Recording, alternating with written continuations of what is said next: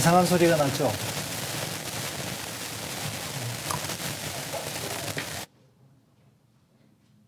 드리겠습니다. 안녕하세요. 제 목소리 잘 들리나요? 안 들려요?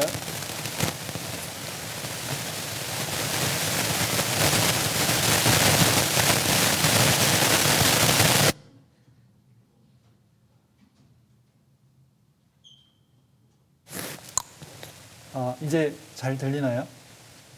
네. 함께 기도하시겠습니다. 하나님 감사합니다. 저희들 구원해 주시고 하나님 자녀 삼아 주시며 늘 함께 해 주셔서 감사드립니다. 저희들을 위해서 주님께서 십자가에 못 박히시고 저희들의 모든 죄 용서해 주시고 값 없이 천국 갈 수 있도록 해 주셨습니다. 부족하고 연약한 저희들 또 변함없이 사랑하시고 함께 해주셔서 감사드립니다. 저희들의 삶에 여러 가지 죄와 불순종과 게으름과 교만이 있었지만 변함없이 사랑하시고 또 하나님의 뜻을 저희들에게 두시고 하나님의 뜻을 이루어 가심을 진심으로 감사드립니다. 저희들 작은아마 저희들의 삶과 소유를 그리고 저희들의 몸과 마음을 주님께 내어드려서 주님께서 저희들을 통해서 하고자 하시는 일을 이루기를 진심으로 원합니다. 하나님께서 더욱 도와주시고 인도해 주시옵소서. 오늘 흩어져 살던 저희들 한자리에 모여서 말씀 배우고 교제하게 되었습니다. 그간의 삶을 주님의 말씀과 교제로 씻음받고 새롭게 하심을 받아 더욱 힘차게 살아갈 수 있도록 도와주시옵소서. 또한 주님의 자녀로서 이 세상에서 살아가는 동안 여러 가지 어려움과 또 슬픔이 있었음을 잘 알고 있습니다. 하나님께서 말씀과 교제로 위로해 주시고 도와주셔서 더욱더 주님을 위해서 선한 마음을 가지고 하나님의 일에 열심을 품고 충성되어야 할 수 있도록 도와주시옵소서. 또한 저희들이 이 세상에서 더욱 구별된 삶을 살아서 또 하나님의 영광을 드러내고 또 주님을 닮아갈 수 있도록 도와주시옵소서. 마땅히 이 자리에 함께 해야 되지만 함께하지 못한 우리 형제자매님들을 위해서 기도합니다. 있는 자리에서 하나님의 영광 가리우지 않도록 도와주시고 다음에는 꼭 온라인으로든지 오프라인으로든지 한자리에 모여서 함께 교제할 수 있도록 도와주시옵소서. 말씀의 시종을 오직 주 성령님께만 의지하오며 언제나 저희들을 사랑해 주시는 예수님 이름으로 기도드렸습니다. 아멘.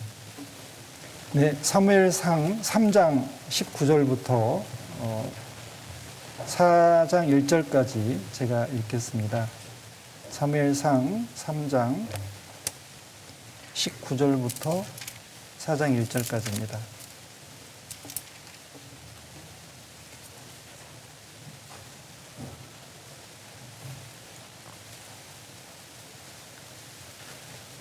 네, 사무엘상 3장 19절부터 4장 1절까지 제가 읽겠습니다.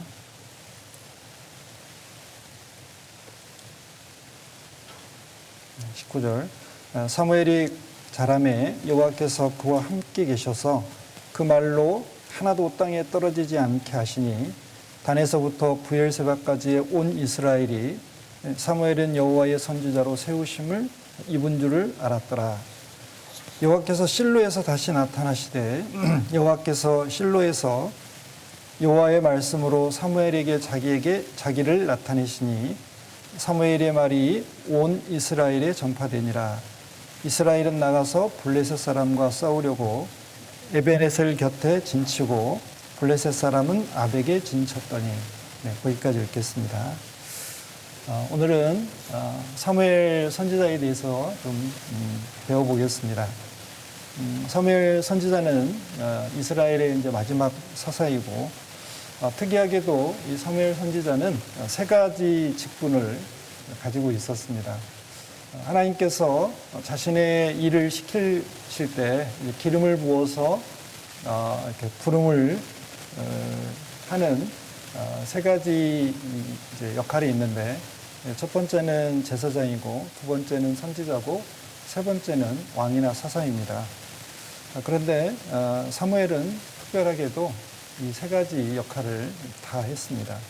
물론 이 세 가지 직분은 예수님을 예표하고 있고 예수님께서 우리의 대제사장이시고 우리의 왕이시고 또 우리를 가르치시는 선지자이십니다.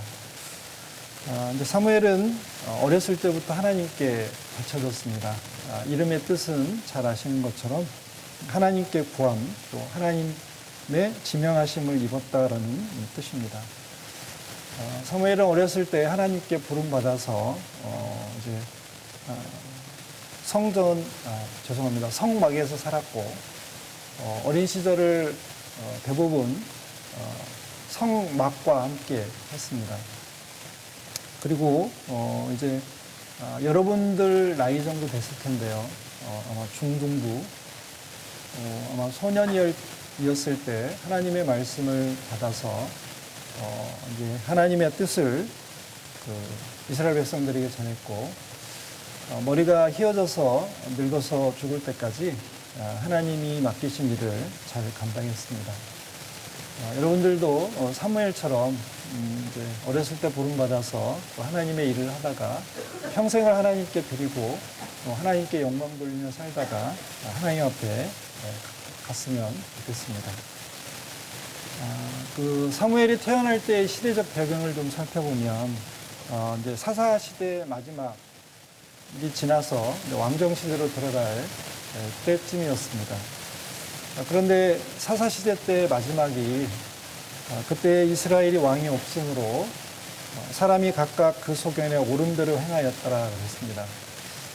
그런데 이 말씀이 언뜻 이해가 안 되는데, 왜냐하면 이스라엘의 눈에 보이는 사람의 왕은 없었지만 하나님은 왕으로 계셨습니다. 그런데 이스라엘 백성들은 왕이 없는 것처럼 자기들 마음대로 살았습니다.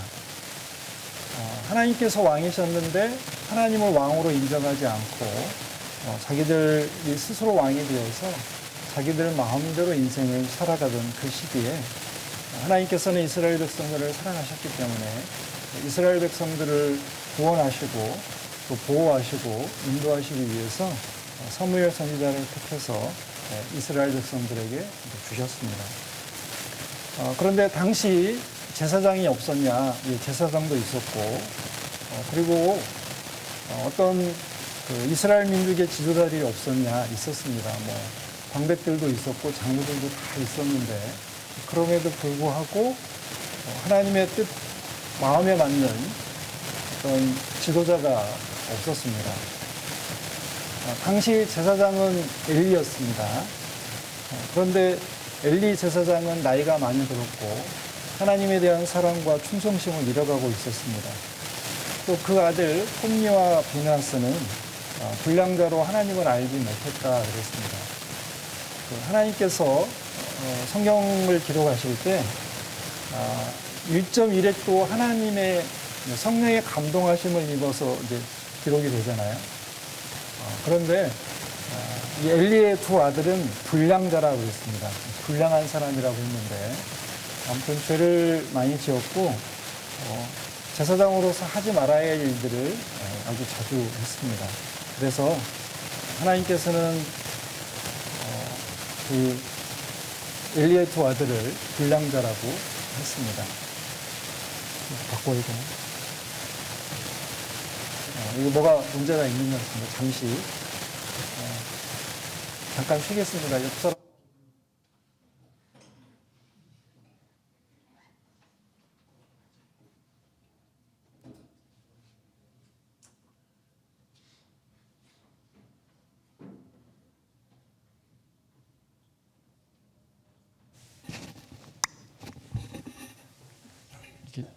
여기다 놓고.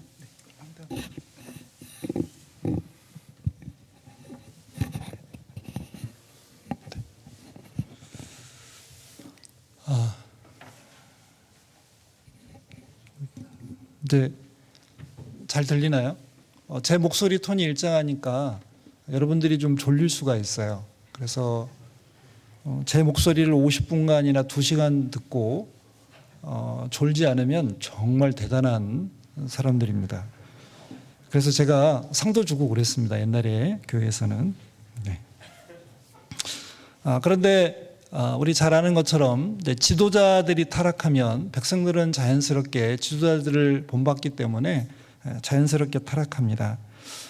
제사장과 레위인들은 이스라엘 민족 신앙의 최후의 보루였습니다. 왜냐하면 하나님께 선택받은 사람들이고 어떤 특별한 책임을 맡고 하나님께로부터 은혜를 많이 받은 사람들이었어요. 그런데 그 사람들이 먼저 타락한다면 그 사람들에게서 하나님의 뜻을 묻고 그리고 어떻게 살아야 할 바를 가르침을 받아야 되는 이스라엘 백성들은 당연히 잘못된 가르침을 받고 타락을 하겠죠. 이제 하나님께서는 이런 상황을 보시고 이스라엘 민족을 이제 징계를 하셨습니다. 그래서 이스라엘은 죄가 많아졌고 그 죄로 말미암아서 하나님의 징벌을 받아서 이제 전쟁, 특별히 블레셋과의 전쟁에서 패했고 하나님께 합당치 못했던 제사장들인 엘리와 두 아들 홈리와 비나스는 한 달에 죽고 또 법궤까지 빼앗겨 버렸습니다.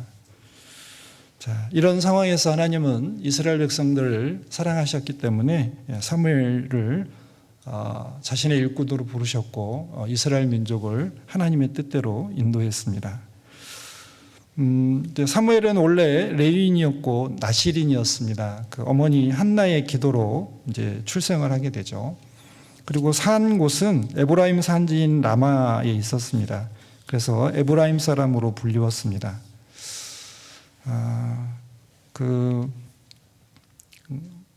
사무엘의 어머니 한나는 정말 특별한 신앙을 가지신 분인데 정말 훌륭한 분이었습니다. 자식이 없어서 괴로울 때 하나님께 나아가서 자신의 어려움을 토했고 그리고 구체적으로 아들을 구하고 그 아들을 주시면 하나님께 이제 드리겠다라는 서원을 하고 그런 간절한 기도와 서원을 통해서 사무엘을 얻었습니다. 그리고 사무엘이 태어나자 이제 젖을 뗀 후에 이스라엘 민족은 젖을 약 3살에서 4살 때까지 먹는데요. 그런 다음에 정말 귀엽고 자기 품에서 이렇게 떼어놓기 힘들 텐데 엘리가 살고 있는 그 하나님의 집에 이 사무엘을 맡깁니다. 그래서 그때부터 사무엘은 이제 자기 집이 성막이었고 그리고 거기서 교육을 받고 거기서 성장하고 거기서 하나님의 일을 했습니다. 그리고 이제 잘 아시는 것처럼 사무엘은 이제 기도를 많이 했습니다. 특별히 이제 이스라엘 민족들을 위해서 기도를 했고 평생 하나님께 쓰임을 받았습니다. 그래서 사무엘상 12장에 보면은 늙어 머리가 휘어져서 이제 죽을 때까지 하나님께서 이제 사용하셨습니다. 이제 우리도 보면 여러분들은 이제 어렸을 때 구원받은 게 어떻게 보면 감사가 될 때도 있지만 후회가 될 때도 있을 것 같아요. 혹시 그렇지 않은가요? 내가 뭘 이렇게 빨리 구원받아서 하나님을 위해서 사니까 참 답답하고 힘들다. 그럴 수 있는데 결코 그렇지 않습니다. 여러분들이 정말 믿음의 부모님 가정에서 태어나서 여러분이 어떤 것을 알기 전에 하나님을 알고 그리고 전도 집회를 많이 듣고 구원을 받은 것은 정말 말할 수 없는 축복이에요. 그러니까 여러분들이 태어나 보니 왕자와 공주로 태어났다고 한번 생각을 해보세요. 좋겠죠. 그거 좀 피부에 안 와닿으면 재벌집에 이렇게 아들, 딸로 태어났다고 생각을 해보죠. 그러면 아버지의 것이 다 내 것이잖아요. 그런데 그 삶이 따분하게 생각하는 사람들도 있을 거예요. 왕자로 살다 보니까 힘들다. 나는 거지의 삶을 한번 살아봐야 되겠다. 동경할 수 있잖아요. 나는 배고픔을 몰라. 그래서 배도 고파봐야 되고 나는 죄를 만지어봤어. 그래서 그 거리에 나가가지고 한번 죄도 지어봐야 되겠다 해서 왕자의 삶을 포기하고 거지를 동경해서 거지의 삶을 사는 사람도 혹 있을 수 있잖아요. 그런데 그 왕자가나 공주가 가지고 있는 모든 것들은 그 거지에 비하면 너무나 많은 것들을 가지고 누리고 있는 거예요. 그런데 거지의 삶을 동경해서 이제 거지의 체험을 하는 거죠. 그래서 우리 혹시 들어봤을려나 모르겠는데 서민 체험이라는 걸 혹시 들어보셨어요? 아무튼 뭐 부자가 아무튼 서민들이 어떻게 사는지 좀 체험해 보기 위해서 서민 체험을 할 수도 있잖아요. 그런데 여러분들이 어렸을 때 구원받고 이제 하나님의 자녀로서 살아가는 게 일면 여러분들 삶에서 좀 답답한 면이 있고 뭐 제약이 많고 여러 가지 어려움이 있을 수 있어요.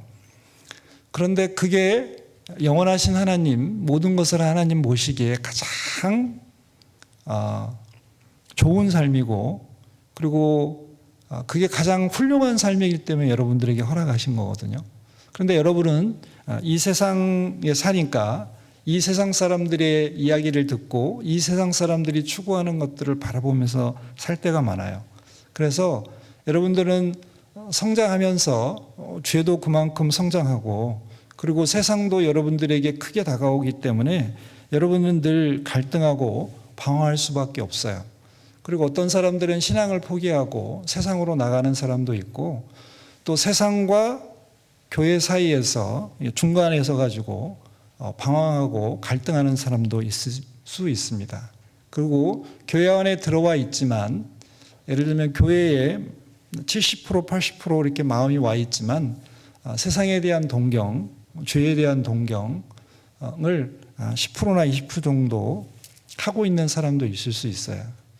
그런데 여러분들 잘 생각해 보면 여러분들이 성장하고 나중에 어른이 되어가고, 그리고 여러분들이 나이 들어갈 때 정말 무엇이 가장 의미 있고 가치 있는 삶이었을까? 이 세상 100년의 관점이 아니고 영원의 관점에서 봤을 때 어떤 게 정말 훌륭한 삶이었을까? 나중에 계산해 보면 하나님의 말씀이 정답이에요. 사무엘을 보면 여러분들 사무엘 인생을 좀 잠깐 살펴보면 사무엘이 정말 답답했겠죠. 사무엘이 뭐 놀러를 갔겠어요? 뭐 오락을 하러 갔겠어요? 아니면은 뭐 게임을 하러 갔겠어요? 사무엘은 어렸을 때 한나의 서원에 의해서 제사장 엘리에게 맡겨졌습니다. 그래서 거기서 계속 먹고 자고 하면서 성장을 했어요. 그러니까 어떤 죄의 기쁨을 누릴 수 있는 환경이 아니었다는 거죠. 그럼에도 불구하고 사무엘은 쭉 성장을 했고, 여러분들 나이 때쯤 사무엘은 부름받아서 하나님의 일을 감당하기 시작했고 이스라엘 민족 전체를 인도해 갔습니다. 자, 여기 보는 것처럼 사무엘이 자라매 여호와께서 그와 함께 계셔서 그 말로 하나도 땅에 떨어지지 않게 하시니, 하나님의 일꾼으로 부름받아서 하나님의 일을 하면서 그 살았던 이 사무엘의 삶이 하나님 보시기에 가장 훌륭한 삶이었던 거예요. 그리고 어떻게 보면 사무엘은 개인적인 어떤 삶이 많이 없었지만 사무엘은 위대한 선지자가 되었고 정말 우리들이 본받아야 될 신앙의 위인이 됐잖아요. 그러니까 여러분들도 너무 일찍 구원받았다고 좀 불평하지 말고 원망하지 말고 정말 그게 하나님의 큰 은혜라는 걸 알 수 있어요. 여러분들이 만약에 대학에 가서 하나님의 말씀을 들었다면 이 중에 구원받지 못할 사람들이 굉장히 많이 있을 수 있어요. 여러분들이 초등학교 때 아니면 누군가 친구에 의해서 말씀 듣고 구원받은 것이 하나님 보시기에는 정말 가장 좋은 때에 구원받으신 겁니다. 그리고 여러분들이 비록 갈등하고 방황하고 있을지라도 여러분들은 정말 훌륭한 삶을 살고 있는 거예요. 왜? 하나님의 자녀로서의 삶을 살려고 노력하잖아요. 그리고 하나님의 집인 교회에 연결된 삶을 살잖아요. 그리고 여러분들 일요일날 오후 2시에 여기 나와서 말씀 듣고 있고 교제하고 있잖아요. 물론 부모님의 협박에 의해서 이 자리에 참석하신 분도 있겠지만 그래도 여러분들 몸 여기 와 있잖아요. 그리고 마음은 저 멀리 떠나 있다 할지라도 뛰쳐나가지 않잖아요. 여러분들 고맙습니다. 이 자리에 앉아서 말씀 들어줘서. 그리고 이제 사무엘을 통해서 몇 가지 이제 교훈을 한번 받아보려고 해요. 첫 번째는 사무엘은 나실인이었습니다. 우리 성경 한번 찾아볼까요? 사무엘상 1장.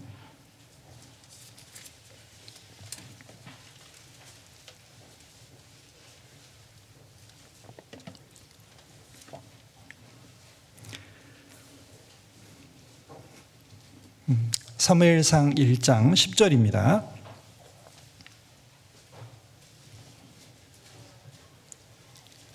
네, 제가 읽겠습니다.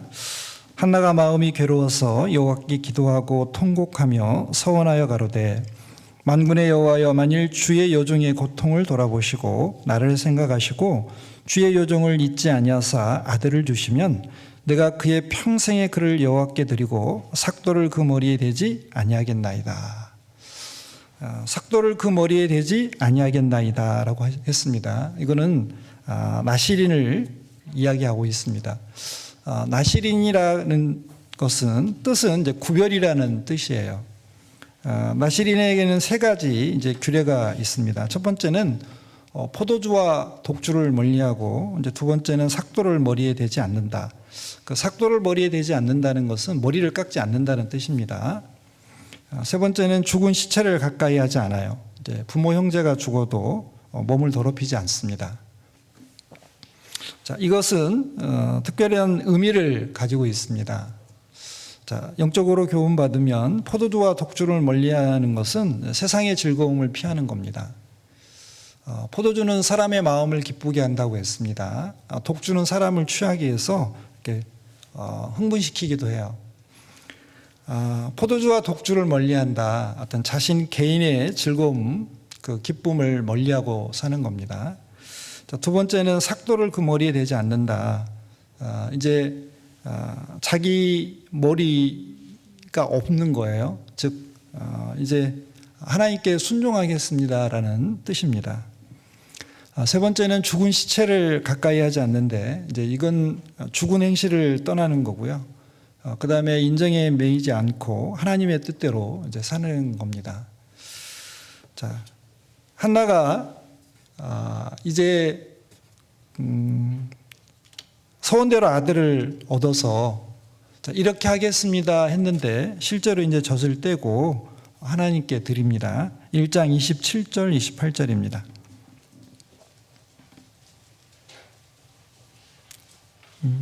제가 읽겠습니다. 자, 이 아이를 위하여 내가 기도하였더니 여호와께서 나의 구하여 기도한 바를 허락하신지라. 그러므로 나도 그를 여호와께 드리고 그의 평생을 여호와께 드리나이다 하고 그 아이는 거기서 여호와께 경배하니라. 사무엘은 이제 엘리에게 맡겨져서 거기서 이제 삶을 삽니다. 어려서부터 성막에서 자랐고 하나님을 섬겼습니다. 하나님께 인생 전체가 드려졌습니다.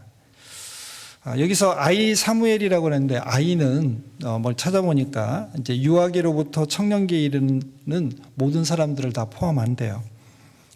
이제 대체적으로 소년을 가리키고 요세푸스에 의하면 이제 사무엘상 3장 1절 아이 사무엘이 엘리 앞에서 여호와를 섬길 때라고 되어 있는데, 이렇게 부름 받았을 때가 약 12살 정도 되었다라고 이제 되어 있습니다.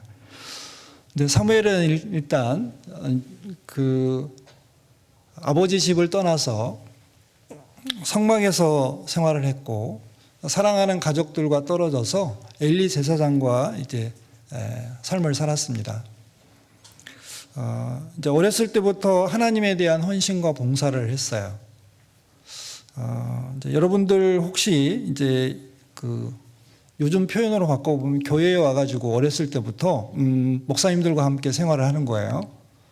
그러니까 여러분들이 이제 제 개인적인 비서가 돼가지고 야 물 떠와 그럼 물도 떠다 주고 세수하게 갈아입을 옷 뭐 이렇게 물도 떠와 아니면 뭐 그런 일을 하면서 교회당에서 이제 먹고 자고 하는 거예요. 생각만 해도 끔찍할 거래요. 그렇지 않나요? 그런데 사무엘은 그렇게 했어요. 그러니까 하나님께 바쳐졌다. 나시린의 삶을 살았어요. 구별된 삶을 살았습니다. 그래서 제사장은 잘 보면 먹는 거 입는 거 다 구별되었습니다.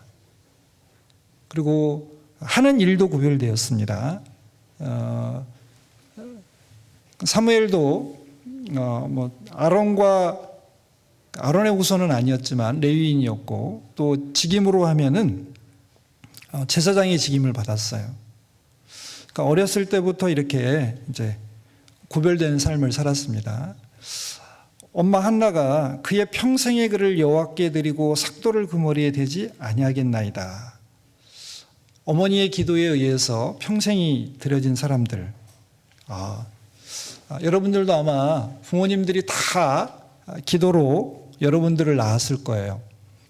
부모님이 교회 안에 계신 분들은 여러분들을 위해서 부모님들이 하나님께 구했고, 그리고 하나님께서 여러분들 부모님에게 여러분들을 허락해서 이 세상에 태어났습니다.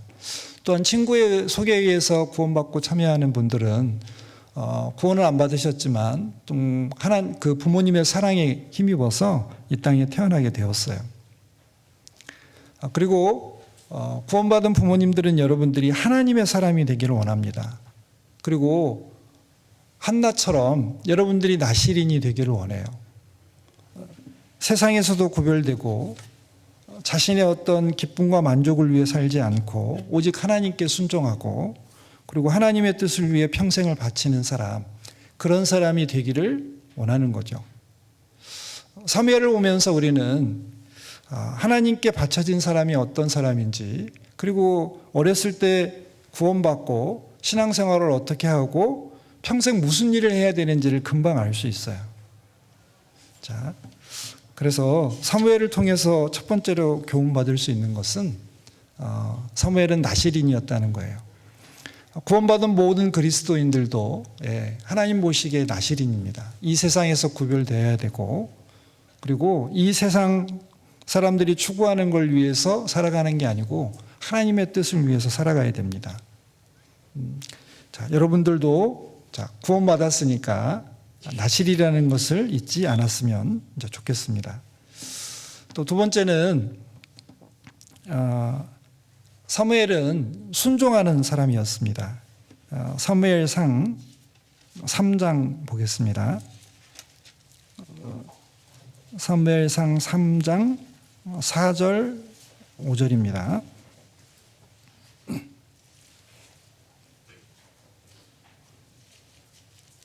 제가 읽겠습니다. 여호와께서 사무엘을 부르시는지라 그가 대답하되 내가 여기 있나이다 하고 엘리에게로 달려가서 가로되 당신이 나를 부르셨기로 내가 여기 있나이다. 가로되 나는 부르지 아니하였으니 다시 누우라. 그가 가서 누웠더니. 이제 하나님께서 사무엘을 부르셨습니다. 아마 자려고 할 때 이렇게 환청으로 사무엘아 사무엘아 이렇게 부르셨던 것 같아요. 이제 어린 사무엘은 하나님의 어떤 그 음성을 이제 처음 듣는 거니까 하나님인 줄 모르고 엘리가 부른 줄 알고 엘리에게로 달려가서 여기 보는 것처럼 나를 부르셨기로 내가 여기 있나이다 그러했습니다. 그리고 이제 3번을 불렀는데 똑같이 3번을 순종을 했습니다.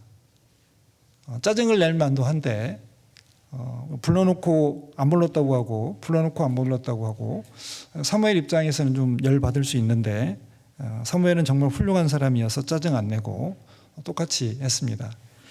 그리고 엘리가 이제 깨달았습니다. 하나님께서 사무엘을 부르시는구나 하고 이제 일러줬습니다. 이제 9절에 보면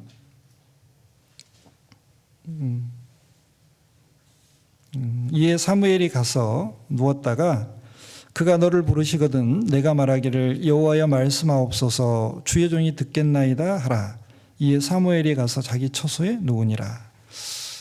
또 부르거든 이제는 네가 있는 자리에서 조용히 무릎을 꿇고 앉아서 말씀을 읽게 드려라. 말씀하옵소서 주의 종이 듣겠나이다 라고 하라고 했습니다. 그래서 이제 뒤에 보면 이제 하나님께서 사무엘을 부르셔서 엘리 집에 파멸에 대한 예언을 이렇게 쭉 말씀해 주시고 그리고 이제 그것이 나중에 엘리에게로 이렇게 전달이 된 모습이 나옵니다. 이제 순종은 우리 그리스도인들이 살아가는 데 꼭 필요한 것입니다. 일단 사람에게 순종이 먼저 드러나고요. 그 다음에 하나님에 대한 순종, 그리고 주님의 일에 대한 순종, 여러 가지가 있습니다. 자, 하나님에 대한 순종을 엿볼 수 있는 게 부모님에 대한 순종이기도 합니다. 여기 사무엘은 이렇게 사무엘을 불렀을 때 엘리에게로 달려갔습니다. 즉각적으로 순종을 한 거잖아요. 하기 싫어서 했다면 느릿느릿 가거나 안 갔을 텐데 사무엘은 달려갔습니다. 자다가 벌떡 일어나가지고 엘리에게로 달려가서 당신이 나를 부르셨기로 내가 여기 있나이다. 그 말은 시키실 일 있으면 시켜주십시오. 제가 행하겠습니다라는 뜻이죠.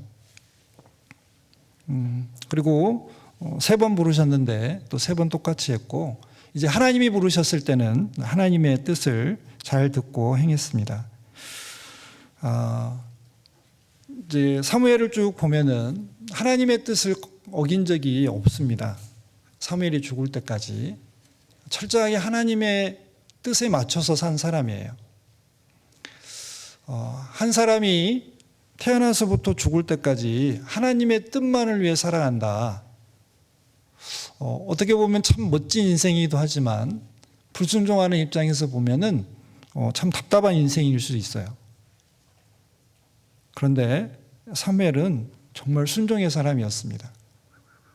하나님의 뜻을 위해서 평생을 헌신했어요.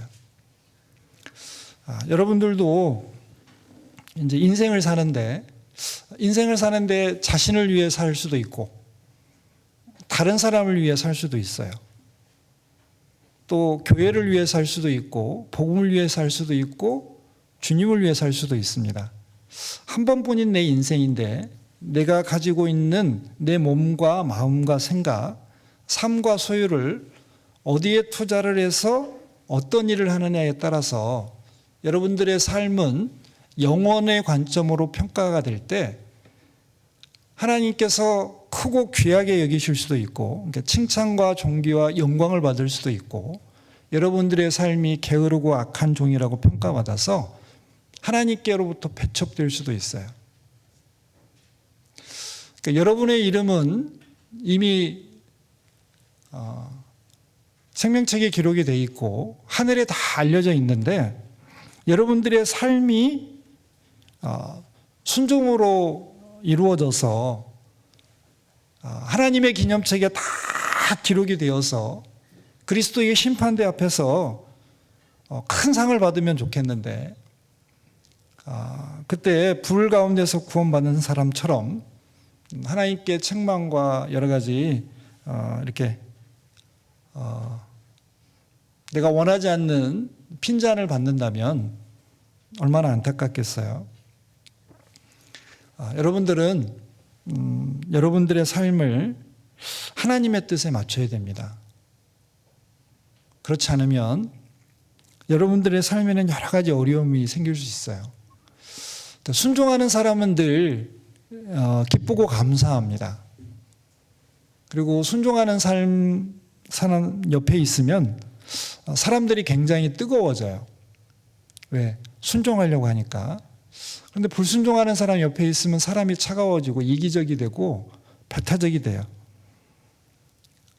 그래서 여러분들 주변에 있는 형제자매님들, 친구들이 어떠한 태도로 살아가느냐, 그러니까 주님과 교회와 또 다른 형제자매님들과 전도에 어떤 태도로 사느냐에 따라서 여러분들은 그 사람들의 영향을 받아서 뜨거워지기도 하고 차가워지기도 해요. 또한 여러분들 스스로가 주변에 있는 사람에게 영향을 끼쳐서 다른 사람을 뜨겁게 할 수도 있고 쉽게 만들 수도 있겠죠. 사무엘 한 사람이 이스라엘 나라 전체를 지켰습니다. 뒤에 보면 이스라엘의 병거와 마병이라고 했는데 한 사람의 순종은 국가에도 영향을 미치고 가정에도 영향을 미치고 주변에 있는 사람들에게 영향을 틀림없이 미쳐요. 여러분들이 뜻을 세우고 정말 하나님께 순종한다면 하나님은 여러분들을 귀하게 사용하실 겁니다. 하나님이 하실 일이 너무 많거든요. 여러분들은 나는 할 일이 별로 없는 것 같아요. 하나님의 일에 관심이 없어요. 나는 내 마음대로 살래요. 라고 생각하겠지만 여러분들 영혼을 위해서 십자가에 못 박히신 예수님의 기대는 결코 그렇지 않아요.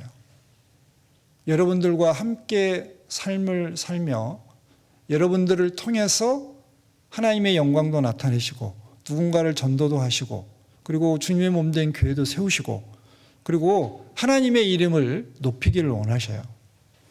자, 여러분들은 삶의 키워드 중에 하나를 순종으로 삼으면 좋겠어요.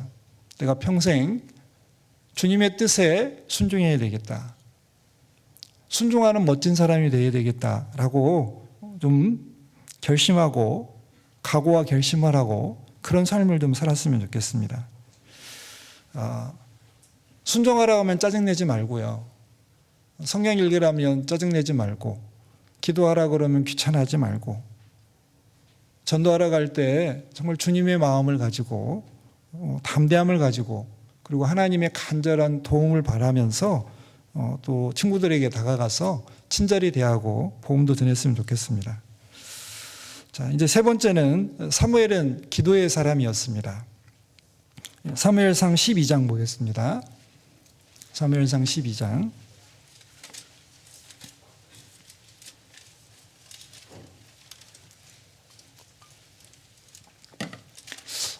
눈이 초롱초롱한 분들은 고맙습니다. 제가 나중에 사탕이라도 하나 드릴게요. 자, 사무엘상 12장 23절. 제가 읽겠습니다. 나는 너희를 위하여 기도하기를 쉬는 죄를 여호와 앞에 결단코 범치 아니하고 선하고 의로운 도로 너희를 가르칠 것인즉. 자, 여기 이스라엘 백성들이 이제 하나님께 인간 왕을 구했습니다. 그게 하나님 보실 때는 죄였어요. 19절에 보면 모든 백성이 사무엘에게 이르되 당신의 종들을 위하여 당신의 하나님 여호와께 기도하여 우리로 죽지 않게 하소서. 우리가 우리의 모든 죄에 왕을 구하는 악을 더하였나이다. 지금 이스라엘 백성들이 하나님이 왕이 되시는 것을 원하지 않고 우리도 주변에 있는 다른 나라들처럼 보이는 인간의 왕을 주십시오라고 했습니다. 하나님이 제일 서운해 하셨어요. 그러기 사무엘도 이스라엘 백성들이 인간 왕을 구하는 것이 하나님을 버린 것이라는 것을 알았기 때문에 굉장히 슬퍼했습니다. 그랬을 때 하나님께서 이스라엘 백성들이 사무엘 너를 버린 게 아니고 나를 버린 거다. 그들이 원하는 대로 들어줘라 라고 하셨습니다. 그게 기쁜 마음으로 들어준 게 아니고 어쩔 수 없으니까 지금 이제 허락을 하신 거였습니다. 그리고 그게 하나님 앞에 죄였습니다. 그러면 하나님과 이스라엘 백성 사이에 죄 때문에 이제 문제가 되기 때문에 누군가 하나님과 이스라엘 백성 사이에 기도로 중재를 해줄 필요가 있어요.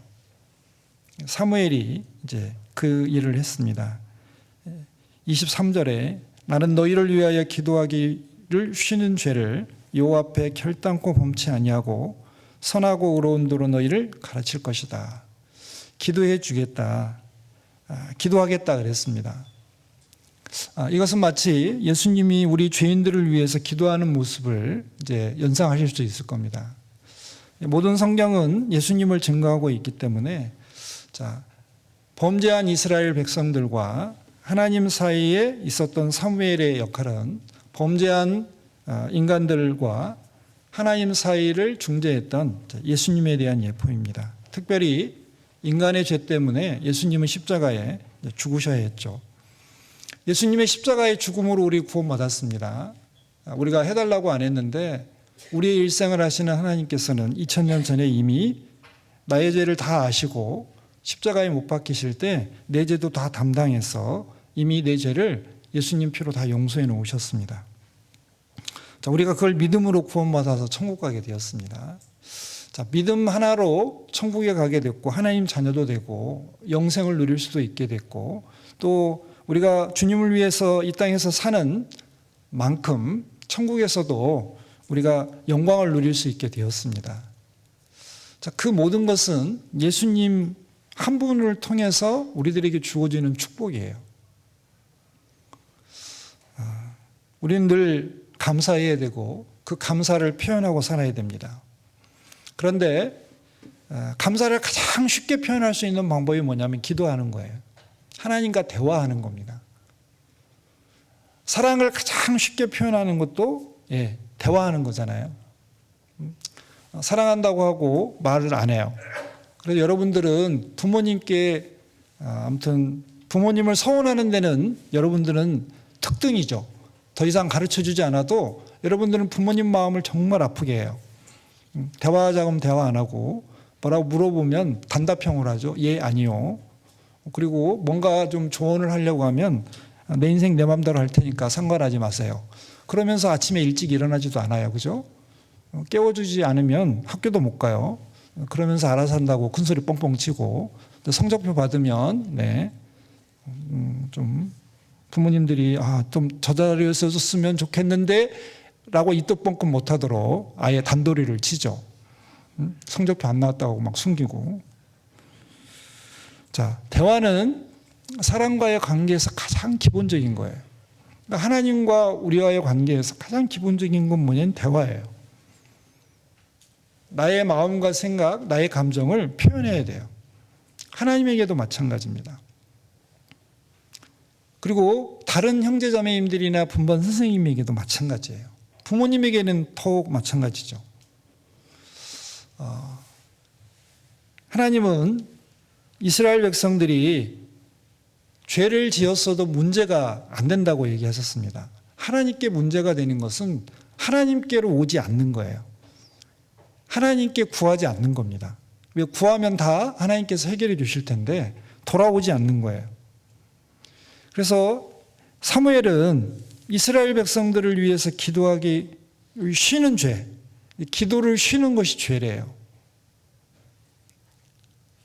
아침에 일어나서 저녁에 잠들기 전에 그리고 식사 3번의 감사기도 하면 최소한 5번은 기도할 수 있잖아요. 그리고 내가 어렵고 힘들 때마다 하나님께 기도할 수 있는데 기도를 안 하는 것이 죄래요. 그래서 관계를 끊는 데 가장 좋은 방법은 대화를 안 하는 거예요. 그런 것처럼 여러분들이 하나님과의 대화를 중단하면, 즉 기도를 중단하면 하나님과의 관계가 끊겨요. 그러면 하나님과의 관계가 끊기면 하나님으로부터 공급이 끊겨요. 그러니까 은혜와 평강과 사랑과 어떤 생명과 여러 가지 좋은 것들이 하나님께로부터 오는데 그게 끊기는 거예요. 그래서 여러분들의 삶은 굉장히 메말라져요. 자, 영원하신 하나님의 자녀가 되어서 영원한 천국에 갈 사람들은 늘 기뻐하고 즐거워해야 되거든요. 비록 이 세상에서 여러 가지 힘든 일이 있고 어려움이 있을지라도 우리는 늘 감사할 수 있어야 되는데 하나님으로부터 오는 공급이 끊기면 감사가 안 돼요. 여러분들이 삶이 자꾸 메말라지는 이유가 뭐냐면 기도하지 않기 때문에 그래요. 사무엘은 기도의 사람이었어요. 성전에 성막에 있으면서 하나님을 섬기는 법을 배웠을 거잖아요.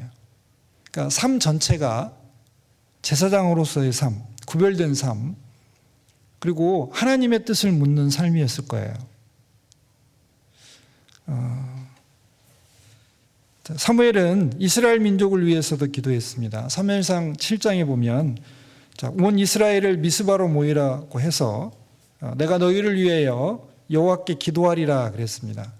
그리고 사울이 이제 불순종해서 하나님께 버림을 받았어요. 그럼에도 불구하고 사무엘은 사울을 위해서 기도했습니다. 그래서 나중에 하나님께서 사무엘상 16장에 보면은 내가 이미 사울을 버렸는데 내가 그를 위하여 언제까지 슬퍼하겠느냐라고 해서 하나님께서 약간 화를 내셨어요. 그리고 다윗에게 가서 기름을 부으라고 했습니다. 자, 사무엘은 이스라엘 민족을 위해서도 자신이 기름 부어서 왕을 삼은 참 불순종하는 사울을 위해서도 기도했습니다. 그리고 하나님을 왕으로 인정하지 않고 인간의 왕을 구한 이스라엘 백성들이 정말 그런 악을 행했을 때 그들을 위해서도 기도했습니다. 여러분들, 기도는 여러분들의 삶이 되어야 돼요.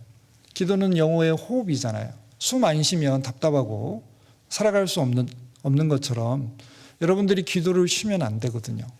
그래서 여러분들이 모두 다 무릎을 꿇고 골방에 들어가서 하나님과 대화를 하는 기도의 사람이 되기를 원해요.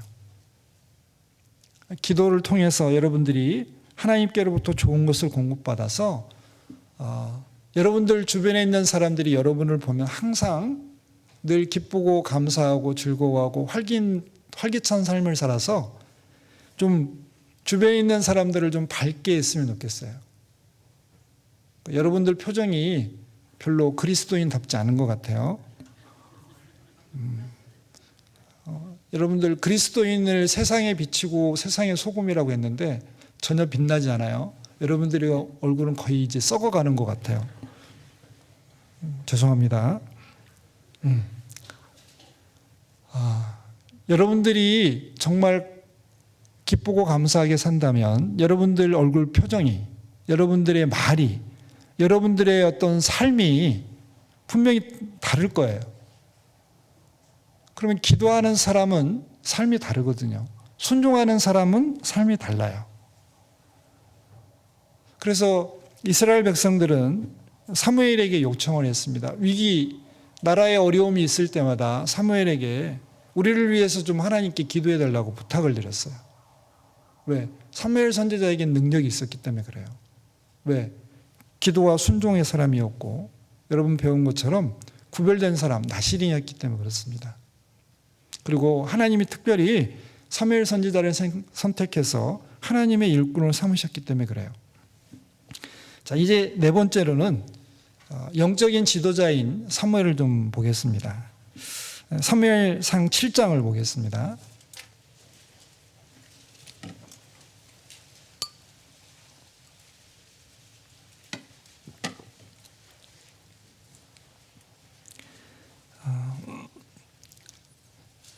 사무엘상 7장 3절부터 제가 읽겠습니다. 사무엘이 이스라엘 온 족속에게 일러 가로되 너희가 전심으로 여호와께 돌아오려거든 이방 신들과 아스타롯을 너희 중에서 제하고 너희 마음을 여호와께로 향하여 그만 섬기라. 너희를 블레셋 사람의 손에서 건져내시리라. 이에 이스라엘 자손이 바알들과 아스타롯을 제하고 여호와만 섬기니라. 자, 사무엘은 영적인 지도자였습니다. 여기 특별히 영적 각성, 그러니까 그들의 삶을 일깨우는 권면을 했습니다. 뭐냐면 이방신들을 제하고 하나님만 섬기라고 했습니다. 우리들은 이 세상에 살아가면서 하나님만 사랑하며 섬겨야 돼요. 하나님도 섬기고 다른 것도 섬기면 그게 영적인 간응입니다. 우리는 나를 위해서 십자가에 피 흘려 돌아가시고 성령님으로 나와 함께 해주시는 유일하신 참 하나님 그 한 분만을 섬겨야 돼요. 자, 영적 각성이라는 게 뭐냐면 하나님이 나를 구원하셨으니까 내가 하나님만 사랑하며 섬겨야 되겠다. 그리고 하나님과 대등한 위치에 있는 모든 것들을 어떻게 내려놓는 거예요. 자, 하나님과 재물을 겸하여 섬기지 못한다 그랬는데 재물이 하나님 나의 삶에서 하나님의 위치에 올라오면 그게 우상이 됐으니까 그걸 제거해야 된다고요. 바알이나 아스타롯 이런 우상을 제거하는 것처럼 내 마음을 차지하고 있는 거, 그게 뭐 드라마일 수도 있고 게임일 수도 있고 스마트폰이 있을 수도 있고 뭐 친구일 수도 있는데 그걸 제하라고요. 그리고 하나님만 섬겨야 됩니다. 그리고 두 번째는 영적 각성 두 번째는 뭐냐면 회개했다는 거예요. 7장 6절입니다. 7장 6절 제가 읽겠습니다. 그들이 미스바에 모여 물을 길어 여호와 앞에 붓고 그날에 금식하고 거기서 가로되 우리가 여호와께 범죄하였나이다 하니라. 사무엘이 미스바에서 이스라엘 자손을 다스리니라. 자, 이스라엘 민족을 모아가지고 미스바에 모여서 이제 하나님께 이제 기도하는데, 특별히 이제 우상을 제하고 하나님만 섬기자고 하니까 이스라엘 백성들이 우리가 하나님께 죄를 범했습니다라고 회개를 했습니다. 자, 영적인 지도자인 사무엘이 이스라엘 백성들에게 회개할 수 있도록 도왔습니다. 여러분들도 여러분들 주변에 있는 이제 친구들이나 아니면 구원받지 못한 친구들에게도 영적 강성을 시킬 수 있는 사람이 되었으면 좋겠습니다. 여러분들도 사무엘처럼 영적인 지도자가 되었으면 좋겠어요. 이 세상에 소망 없이 살아가는 친구들, 괴롭고 힘든 삶을 살아가는 친구들에게 예수님을 소개해주고 그들의 죄를 회개하고 하나님께로 돌이킬 수 있도록, 그리고 그들이 참된 소망을 가지고 여러분들처럼 기쁨과 즐거움 가운데 살아갈 수 있도록 도와주는 겁니다. 하나님은 여러분들이 이 세상에서 이제 빛과 소금이라고 얘기하시는데, 사무엘처럼 영적인 지도자가 되어서 누군가의 삶을 구원하고 일깨우기를 원하셔요. 여러분들의 어떤 말과 행동으로, 그리고 여러분들이 주님을 섬기는 그런 어떤 평범한 삶으로 주변에 있는 사람을 깨우기를 원하십니다. 자, 그리고 영적인 각성 세 번째는 뭐냐면 우리를 도우시는 하나님을 가르쳤어요. 7장 12절입니다. 12절 제가 읽겠습니다. 자, 사무엘이 돌을 취하여 미스바와 센 사이에 서어 가로되 여호와께서 여기까지 우리를 도우셨다 하고 그 이름을 에벤에셀이라 하니라. 자, 에벤에셀의 하나님, 여기까지 우리를 도우셨다. 이 에벤에셀이라는 뜻은 도움의 돌이라는 뜻입니다. 그러니까 블레셋과의 전쟁이 있었는데 이스라엘 백성들이 미스바에 모여서 우상을 제하고 하나님께 회개하고 하나님만 섬기기로 이렇게 그런 큰 모임을 가지니까 블레셋 사람이 듣고 이스라엘을 침공했어요. 자, 그런데 하나님께서 큰 우레를 바라셔서 이 블레셋을 이길 수 있도록 도우시죠. 자, 그걸 기념해서 에벤에셀이다. 하나님께서 우리를 도우셨다. 자, 하나님께서는 우리를 돕고 계십니다. 여러분들이 느끼든 느끼지 못하든 여러분들 우편에서 그늘이 되시고 앞서 행해 주시고 불성각으로 여러분들을 이렇게 둘러서 지키고 계셔요. 그리고 하나님의 뜻 가운데로 인도하고 계십니다. 그런데 여러분들이 깨어있지 않으면 하나님의 보호하심과 인도하심을 볼 수가 없어요. 그런데 누군가 우리들 삶에 하나님이 우리를 도우시는 것을 일깨워 줄 수 있다면 우리는 정말 기쁨과 감사함으로 신앙생활을 할 수 있습니다. 자, 여러분들도 영적인 지도자가 여러분들 주변에 있는 사람들에게 되기를 바랍니다. 또 이제 다섯 번째로는 이제 이스라엘의 병거와 마병이었어요. 이제 이것만 보고 마치겠습니다. 13절입니다. 7장 13절.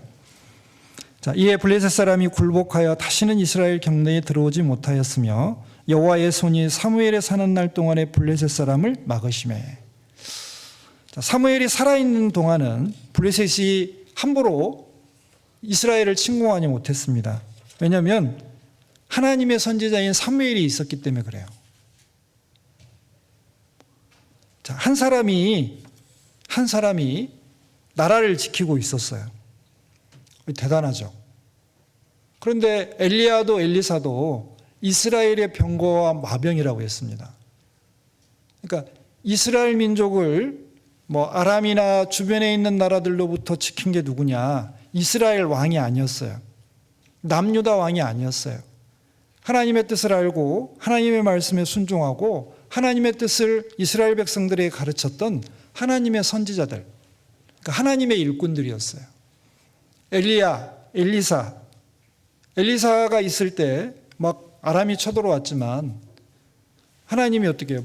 불병거 보내가지고 막잖아요. 그리고 눈 멀게 해서 이게 침공한 사람들을 오히려 포로가 되고 또 돌려보내줘서 평화가 있게 하잖아요. 자, 우리가 이제 속해 있는 모임에 예를 들면 여러분들은 학생이니까 학교에 가고 가정이 있으니까 가정에 있고 그리고 여러분들이 장차 성장해서 어떤 직장이나 그리고 여러분들은 대한민국 사람이니까 대한민국 있잖아요. 자, 이런 모임을 지키는 사람이 누구냐? 하나님 보실 때에는 하나님의 뜻을 알고 순종하는 사람들이에요. 그러니까 여러분들이 대한민국을 지키고 있어요. 군인들이 지키는데요. 예, 맞아요. 그런데 만약에 여러분들이 계속 불순종하고 살잖아요. 그러면 하나님께서는 여러분들에 대한 징계로 악한 지도자를 줄 거예요. 그리고 여러분들이 정말 순종하고 산다면 선한 지도자를 주어서 평안이 있게 하고 복음이 잘 전해질 수 있는 환경을 하나님께서 허락을 하실 겁니다. 그런데 여러분들이나 저가 계속 타락해서 하나님과 상관없는 삶을 살아간다면 하나님께서는 대한민국을 점점 어렵게 할 거고 여러분들의 삶에 여러 가지 어려움을 허락하실 거예요. 하나님의 징계입니다. 그런데 여러분들이 뜻을 바로 세우고 하나님의 뜻대로 올바로 살아가면 여러분들은 여러분들이 속한 모임의 어떤 병거와 막염이기 때문에 그 모임을 지키는 거예요. 그리고 그 나라도 하나님께서 보호해 주십니다. 자, 여러분들의 책임이 굉장히 막중해요. 여러분들 개개인의 삶은 여러분들이 속해 있는 모임의 운명을 좌우할 수 있어요. 자, 하나님과 여러분들의 관계가 올바르고 그리고 여러분들이 하나님을 사랑하고 하나님께 순종한다면 하나님은 여러분들을 통해서 하나님의 뜻을 행하시고 주변에 있는 사람들에게까지도 하나님의 은혜를 베푸실 거예요. 자, 이제 정리하겠습니다. 오늘은 사무엘을 통해서 몇 가지 이제 교훈을 받았습니다. 사무엘은 한나의 기도에 의해서 태어났고 또 한나의 소원에 의해서 하나님께 바쳐졌습니다. 어릴 때부터 성막에서 성장했고 그리고 어렸을 때 하나님의 일꾼으로 부름받아서 이스라엘의 어떤 지도자로서 평생을 수고하고 헌신했습니다. 사무엘의 삶에서 한 5가지 정도의 교훈을 받아봤습니다. 자, 여러분들의 삶도 사무엘처럼 살았으면 좋겠습니다. 자, 그러면 하나님께서 하고 싶은 일을 여러분들을 통해서 아주 자유롭게 하실 거예요. 그리고 여러분들을 통해서 정말 많은 사람들이 구원받고 하나님의 교회 안에서 세움을 입을 겁니다. 그리고 여러분들이 속해 있는 그 모임에 여러분들은 빛과 소금이 되고 그리고 그 모임에 가장 필요한 사람이 되어서 그 모임을 어떻게 해요? 지키는 사람이 될 거예요. 그런 영향력을 발휘하고 살아갈 때 정말 하나님께서 더욱 기뻐하시고 영광 받으실 거라고 확신합니다. 기도하고 마치겠습니다. 하나님 감사합니다. 오늘 사무엘을 통해서 여러 가지 교훈을 얻었습니다. 저희들 어렸을 때 구원받고 주님의 몸된 교회 안에서 보호받으며 또 성장하고 있습니다. 저희들의 삶이 좀 더 주님 앞에 올바를 수 있도록 도와주시고 하나님 보시기에 합당치 않은 것들은 버리고 주님의 뜻에 저희들의 삶을 맞춰갈 수 있도록 도와주시옵소서. 또한 그에 필요한 지혜와 능력도 힘과 용기도 주시고 저희들의 마음을 부드럽게 해주셔서 정말 충성되고 열심을 품은 마음으로 두 마음 품지 않고 오로지 않은 마음으로 주님을 섬길 수 있도록 도와주시옵소서. 저희들이 작은 사무엘이 되어서 더 많은 능력을 행하고 또 더 쓰임받기를 원합니다. 하나님 저희 모두를 귀하게 사용해 주시옵소서. 또 남은 시간들도 주님께 부탁드립니다. 예수님 이름으로 기도드렸습니다. 아멘. 수고하셨습니다.